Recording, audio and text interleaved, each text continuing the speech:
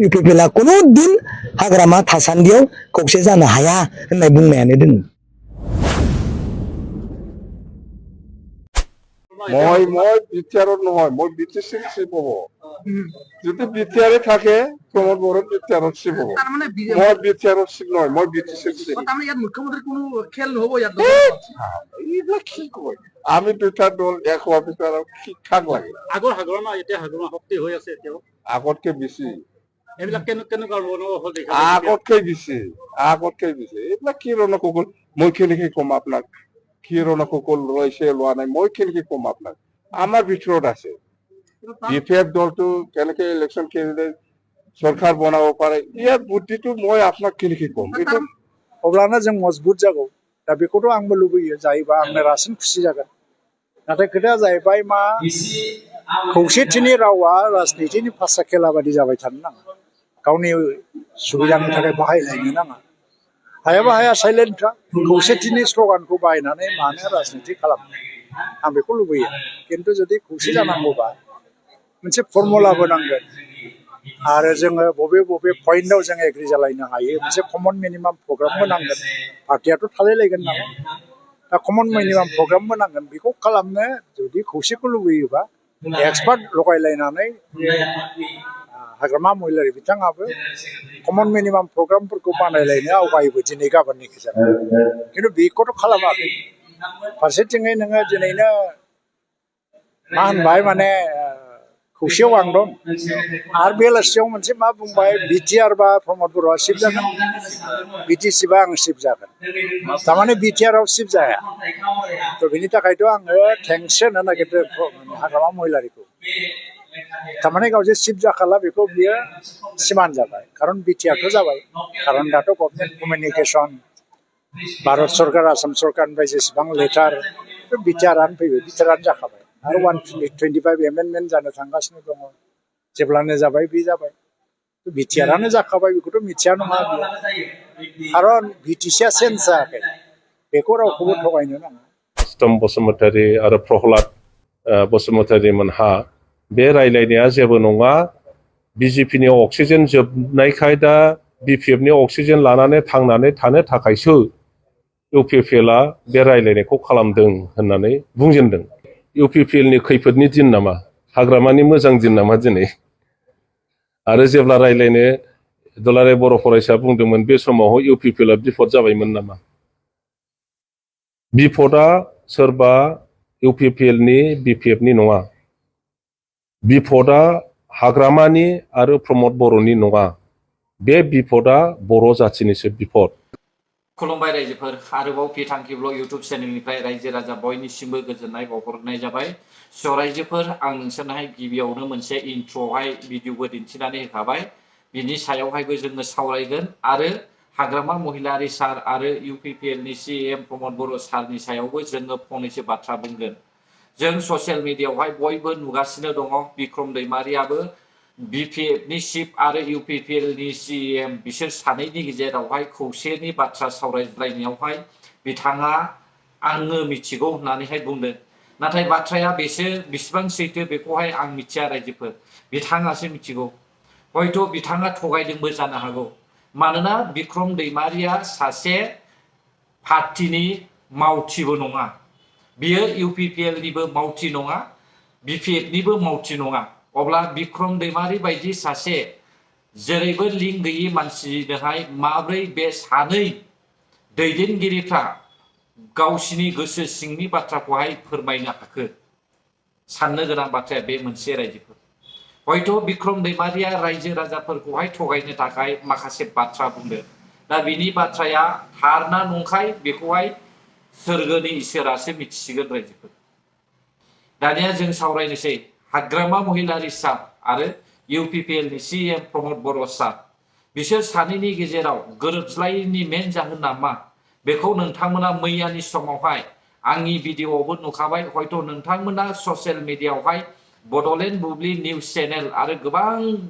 News चेनेलफोरनि गेजेरजोंहाय नोंथांमोना मोनथिखाबाय खौसे जायैनि मेन जाहोना मा एक नाम्बाराव हाग्रामा महिलारि सारा चिफ जानो हास्थायदों दा बिथाङा चिफ जानो हास्थायनायनि खारनावनो दिनै खौसेनि गोरोबज्लायनायखौ जोङो नुनो मोनाखै रायजोफोर। बिथाङा डाइरेक्टलि बुंदों हाग्रामा महिलारि सारा BTC ब्ला आं चिफ जागोन, BTR ब्ला प्रमद बर' सार चिफ जागोन। अब्ला बिनि आन्दोआव मा थाखो? जायफ्रा साननो गोरों बिथांमोना आन्दाज मोनखाबाय जे हाग्रामा महिलारि सारा दासिमबो गनायनो गोसो गैया आरो बिथाङा बै सानजाहा सिमा बारायनायखौहाय गनायनानै लानोबो गोसो गैया। दा BTC जायोब्ला अब्ला बै सानजाहा बारायनाय जे सिमा बारायनाय बियो दे जाफुंनाय नङा बेखौहाय बिथाङा मिथिखायो। दिनैसिमबो सानजाहा सिमा बारायनायखौहाय हाग्रामा महिलारि सारा गनायनानै लानो हायाखै।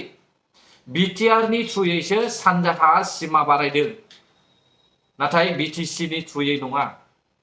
अब्ला हाग्रामा महिलारि सारनि जे BTC, बे BTC आ 4.5 बोसोरसिमहालागै MLA इलेक्शनावबो जेनबाय, पन्चायत इलेक्शनावबो जेनबाय आरो MP इलेक्शनावबो जेनजोब्बाय। आरो हाग्रामा महिलारि सारा रायजो राजाफोरनि थाखाय नांगौफोरखौहाय बिख'नो थाखाय बिथाङा एसेम्ब्लियावबो खनसेबो नुजाहैयाखै। अब्ला माब्रै UPPL नि CM प्रमद बर' सारा गावखौ गाहायसिनाव दोननानै बै जेनखानाय मानसिखौ माब्रै गोजौआव दोननो? सिन्था खालाम नोंसोरबो। हयथ' जानो हागौ BPF पार्टिनिफ्राय बिथांमोननि अबस्थाया गाज्रिनिफ्राय गाज्रिसिन जालांबाय। बेनिखायनो सानफा मोनफा BPF नि चिफ हाग्रामा महिलारि सारा बाथ्रा बख'बाय थादों। नोंथांमोना खोनासंबाय जानो हागौ।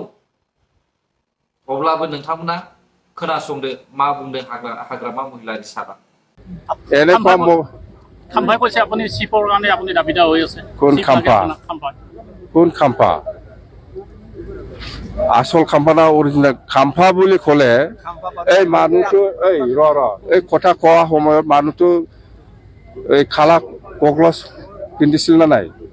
যেতিয়া কথা কৈছে এইবিলাক কথা, এই সময়ত চশমা পিন্ধিছিল না নাই? খাম্পায়ে পিন্ধিছে না পিন্ধা নাই? খালা চশমা পিন্ধিছিল না নাই? খাম্পায়ে সেইদিনা যে আপোনালোকে কিবা পিন্ধা নাছিল? নেকটাই পিন্ধিছিল না নাই? পিন্ধা নাছিল? গছলা কোট পিন্ধিছিল না নাই? পিন্ধা নাই? তেতিয়াহ'লে এইটো অৰিজিনেল খাম্পা নহয়, নকল খাম্পা। আসল খাম্পাটো গগলছ থাকিব, অৰিজিনেল খাম্পা হয় সেইটো। খালা চশমা পিন্ধিব, নেকটাই পিন্ধিব, গছলা কোট থাকিব লাগে, তেতিয়াহে অৰিজিনেল খাম্পা। এই স্পৰ্টিং গেঞ্জি পিন্ধি পেলাই যদি কোনোবাই কৈছে এইটো খাম্পা নহয়, অৰিজিনেল খাম্পা নহয়। बेसेबां सिं सिं सासे चिफनि खुगानिफ्राय बेफोरबायदि माब्रै राव बाहायो? दा बेफोर रावखौ खोनासङोब्ला जों लाजिनायबो मोनलायलाङो। मा डुप्लिकेट अरिजिनाल राव बिलाय? थार बाथ्राखौ बुंनानै होनायनि थाखाय BPF नि चिफ हाग्रामा महिलारि सारा लाजिनाय फैदों। बिथाङा आगोर मोनना जादों, बुंनो थाखाय बिहा जेबो राहा मोनाखै। बेनिखायनो आबां जाबां आल्टु फाल्टु भाषा बाहायदों।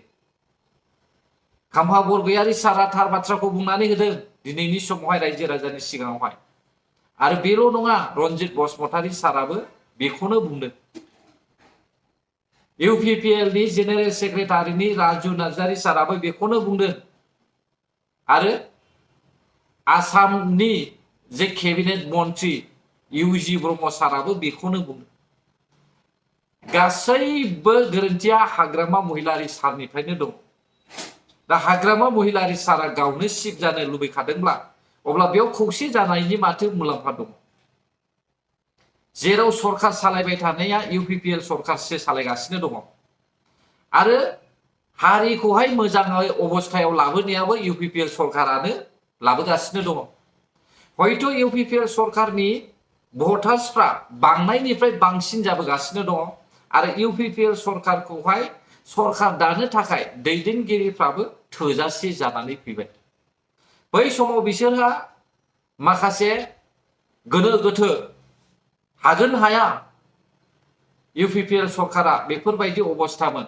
अब्लाबो UPPL आ गाव हारसिंनो बै समावहाय गेलेबोनायखौ जोङो नुनो मोनदों। दिनैबो रायजोफोर गाबोननि समावबो इउपिपिएल पार्टिया बिजेपिजोंनो एलायन्स जानानैब्लाबो सरकार दागोन। नोंथांमोना नायलांबाय था। आं फोथायो रायजोफोर, आं माब्लाबाबो साना बिपिएफ पार्टिया फैफिनगोन होननानैहाय। बिपिएफनि अबस्थाया गाज्रिनिफ्राय गाज्रि जालांगासिनो दङ। जों खोनानो मोनदों राकेश ब्रह्म बिथाङाबो बुंदों 25 बोसोरसिमहालागै बिपिएफ पार्टिया माब्लाबाबो फैफिना। नंगौ, फैया। नायलांबाय था नोंसोरो। दिनै हाग्रामा महिलारी सारा हरावहाय उन्दुनो हायि जादों।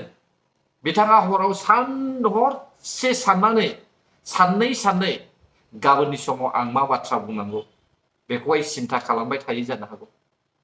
बेनिखायनो सानफा मोनफा गोदान बाथ्रा जोङो बिपिएफनि सिटनिफ्राय खोनागासिनो दङ रायजोफोर। सिन्था दाखालाम रायजोफोर। बिपिएफ पार्टिया खौसे जानो रोङाब्लाबो इउपिपिएल पार्टिनि सापर्टार्सफ्रा नैबे प्रेजेन्ट समावहाय सिगांनिफ्राय बांसिन मोजां गाज्रि सरकारखौहाय सिनायनो रोंनाया रायजो राजानि सायावसो रायजोफोर। असान्ति सरकारखौनो लुबैदों होननानै सानोब्ला नोंथांमोना सापर्ट खालाम, आरो गोजोननायखौ लुबैदोंब्ला नोंथांमोना इउपिपिएलखौ सापर्ट खालाम। जों एसेबां बोसोर नुबोखानानै दिनैसिमबो जुदि जोङो आन्दायनानै थायोब्ला अब्ला गाव गावनि रुवाजोंहाय गावनि आथिङाव दाननानै लानाय बायदिसो जागोन। बेखायनो जों सिन्था खालामनो गोनां रायजोफोर। दिनै जों बयबो खोनाखाबाय ससियेल मिडियायावहाय मोनफ्रोमबो भिडिअखौनो जोङो नुबाय आरो मोनथिबाय। बेनिखायनो आं भिडिअ हगारना होनाय जायाखै रायजोफोर। एकमात्र आं इन्ट्र'आवल' होनानै होनाय जादों। आरो लोगोसे आङो सावगारि होदों बिपिएफ पार्टिनि आरो इउपिपिएल पार्टिनि। दा बिसोर सानैनि गेजेरावहाय ओरैबायदि जोंनि बर'फोरनि गेजेरावहाय दावराव दावसिया जागासिनो दङ। रायजो राजानि गेजेरावबो गोरोबलायिया जादों, मावथिफोरनि गेजेरावबो गोरोबलायिया जागासिनो दङ। जों बाथ्राखौ क्लियारलि मिथिखाबाय। हाग्रामा महिलारी सारानो सिदा बुंखाबाय बिटिसि जायोब्ला आं सिट जागोन, बिटिआर जायोब्ला प्रमद बर' सिट जागोन। अब्ला बेयाव मा ओंथि दङ? अब्ला जों मिथिखाबाय हाग्रामा महिलारी सारा बिटिआरखौ जाजानो बादों। बिटिआरखौहाय बिथाङा गनायनानै लानो हायाखै। बिटिआर थायोब्ला सनितपुर, गहपुर, बिश्वनाथ हालामनि रायजो राजा बिथांमोना बिटिसिआवथ' हाबफायाखै, बिटिआरआवसो हाबदों। दा बिटिआरखौहाय जुदि केन्सेल खालामोब्ला अब्ला बैसोर सनितपुर, बिश्वनाथ, गहपुरनि रायजो राजाफ्रा बिथांमोननि हाबसननायाबो केन्सेल जागोन। आरो हाग्रामा महिलारी सारजों लोगोसे हाग्रामा महिलारी सारनि मावथिफ्राबो सनितपुर, बिश्वनाथ, गहपुरखौहाय हाबसन जानायखौ बादों। बेनि थाखायनो बिटिआर आरो बिटिसि बे बाथ्राखौहाय बिपिएफनि सिपआ खुगायाव लाबोबाय थादों। अब्ला गोजोन्थों रायजोफोर। भिडिअआव बेसेखिनियानोमोन। बर' हारि जै जाथों, जै बर' हारिनि।